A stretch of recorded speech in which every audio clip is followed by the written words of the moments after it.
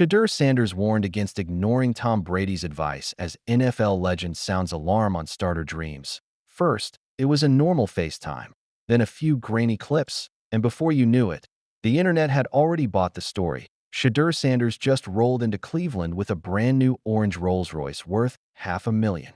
Sports radio lit up, fans spiraled, and critics had their takes. But Shedeur wasn't having it. Another lie. "I'm focused on my team, not a car purchase," he wrote on X. His dad, Dion? Simple. Lies. One rumor, two tweets, full damage control.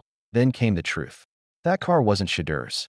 It was a loaner, sent for a review by his brother, Dion Jr., who explained everything in a YouTube vlog. Why would y'all think this was Shedeur's? Who said anything about this being Shedeur's? Nobody said that. Y'all just made your own story and ran with it. Dion Jr. clapped back. But by then, the narrative was already loose, running wild. And if you're thinking the outside noise about Shedeur allegedly purchasing a Rolls-Royce would stop just yet, think again. Former NFL wideout Dante Stallworth recently appeared on Howard Eskin's podcast and was asked, if you were with the Cleveland Browns and you saw a fifth-round draft pick have a Rolls-Royce delivered to the practice facility and painted in the Browns' colors, what would your thoughts be? Stallworth's response, if I'm not mistaken, I remember Tom Brady telling him to his face when he had a Rolls-Royce in college, asking him, "What the hell are you doing with that thing?" Stallworth explained, Brady, who rose from a sixth-round pick to NFL GOAT, knows a thing or two about keeping his mind on the game rather than material distractions. Brady scolding Shedeur for owning a Rolls-Royce isn't new. During an episode of Brady's Let's Go podcast featuring Coach Prime and Shedeur, the Patriots legend said, "I think he needs to get his butt in the film room and spend as much time in there as possible." Stallworth, however, took a broader view. The former NFL wideout emphasized the importance of optics, noting that for some people, right or wrong, staying true to themselves is what helps them succeed, both in life and on the football field. He noted that if Shedeur becomes the Browns' franchise quarterback, nobody will care about the Rolls-Royce. But if he fails, that's the messy part. "I've always been one that optics are very important, regardless of if he could be the best teammate that they have there," he added. "I'm a big believer in optics and, it's not the greatest message to convey, but at the same time, some people, whether right or wrong, that's who they are, and being themselves helps them be better or be themselves on the football field." If he, Shedeur, goes out and at some point becomes a starter and is the franchise quarterback, no one will be talking about this. But if things don't work out and they spiral, then this is going to be one of the things that people will say that contributed to the downfall, or at least the mindset of not being aware of the optics and kind of taking the situation seriously. To add to the intrigue, Shadur Sanders enters a packed Browns quarterback room with plenty of eyes on him. He's firmly denied the Rolls-Royce rumors, emphasizing his focus on football and dedication to his new team. Still, the former Colorado star remains under a microscope heading into his rookie year, and if he wants to make the most of it, taking a page from Tom Brady's playbook might be the smartest move he can make. When Tom Brady asked Shadur Sanders to stay humble, Shadur Sanders has always been in the spotlight, from his college days at Jackson State and Colorado to his time training with Tom Brady. Even before becoming a household name, the NFL legend, then a Buccaneer, worked with Shedeur during a session at Berkeley Prep in Tampa, helping him fine-tune his footwork and mechanics. And ever since, Brady has remained a mentor. Fast forward a few years, and Brady sat down with Shedeur's dad on his Let's Go podcast, where he got a chance to tell how awesome it was to watch young Shedeur over the first 3 games of the 2023 season. "Well, I think naturally, he's very proactive," Brady said while having a chat with Coach Prime.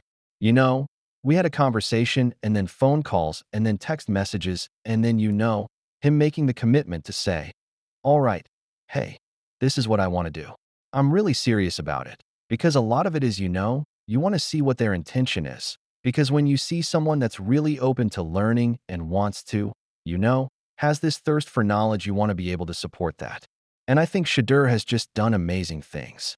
And that's when Shedeur popped on screen to join the show. Brady welcomed him with a piece of advice.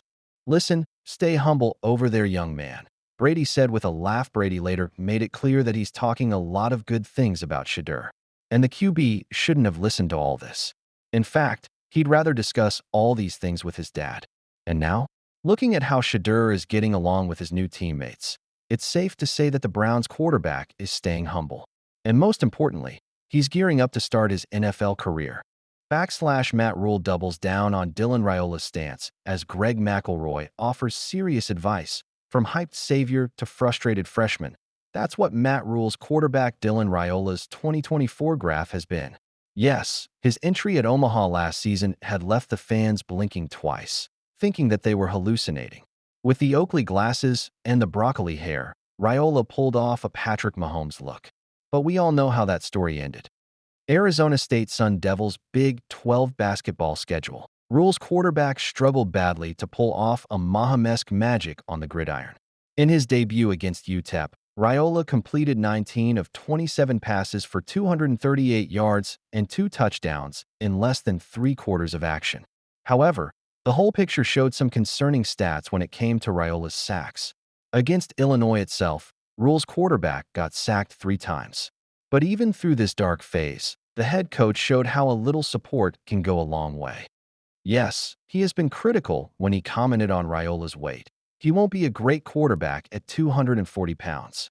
But now, he can't stop talking about his quarterback's improvement. Arizona State Sun Devils' Big 12 basketball schedule. Rule's quarterback struggled badly to pull off a Mahomes-esque magic on the gridiron. In his debut against UTEP, Raiola completed 19 of 27 passes for 238 yards and 2 touchdowns in less than 3/4 of action. However, the whole picture showed some concerning stats when it came to Raiola's sacks. Against Illinois itself, Rule's quarterback got sacked 3 times. But even through this dark phase, the head coach showed how a little support can go a long way. Yes, he has been critical when he commented on Raiola's weight. He won't be a great quarterback at 240 pounds. But now, he can't stop talking about his quarterback's improvement. Rule continued. He's the same guy every day. He's holding people accountable. Starting with himself, his body looks great, and he and Dana Holgerson, I think, are going to make a dynamic duo. I think we have a chance to be really special on offense. Before his praise on McElroy's podcast, Matt Rule had already told the Jim Rome show how programs tried to poach quarterback Dylan Raiola, even with his commitment locked down, and everyone reached out to him.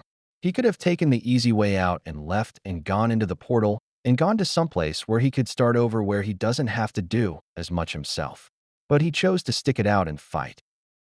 Beyond mere loyalty, Coach Rule is counting on Dylan Raiola's development as a leader. He will be attending the Manning Passing Academy on the campus of Nicholls State University from June 26th to June 29th. This would only catalyze the progress he has made thus far in this offseason. The HC added, "Where I see him growing is in the phases of leadership and the phases of mental toughness, handling adversity. I think he's going to have a great year." Now that Matt Rule has his quarterback sorted, he needs to focus on the whole team growing together. Nebraska hopes for a much better season in 2025. Even if they lose tough games to Penn State and Michigan, they still have a path to 8 or 9 wins. But this will only happen if the team can play consistently every game, something they haven't done in years. And McElroy's strong message sheds more light. Greg McElroy believes Matt Rule's time for excuses is over. Holding the head coaching seat in Nebraska is no joke. Rule is in the driver's seat of a program that won back-to-back Natty crowns in 1970 and 1971. They made a comeback in the 90s with Natty victories in 1994, 1995, and 1997. However, in Lincoln, a drought situation has prevailed since the 2000s. McElroy gave a recap on how long it has been since they have won big games. So let's just say they haven't beaten really good teams in a really long time. Yes, I remember in 2016 when they beat Oregon. That was significant that the Oregon team was legit and they beat them, but I think that was the last massive win that Nebraska's program has experienced. They lost last year to Michigan in convincing fashion. They gave Ohio State, the eventual national champions. They've given Ohio State plenty of scares. The Blackshirts looked a bit unpolished early on, but worked hard to stop Ohio State's offense. Rule's boys exploited Ryan Day's backup left tackle, Zen Mahalski, who made his first career start. The Buckeyes had 5 rushing attempts on third downs, but only managed a yard between all of those attempts. So, Nebraska's 2024 trend has been that they have lost close games.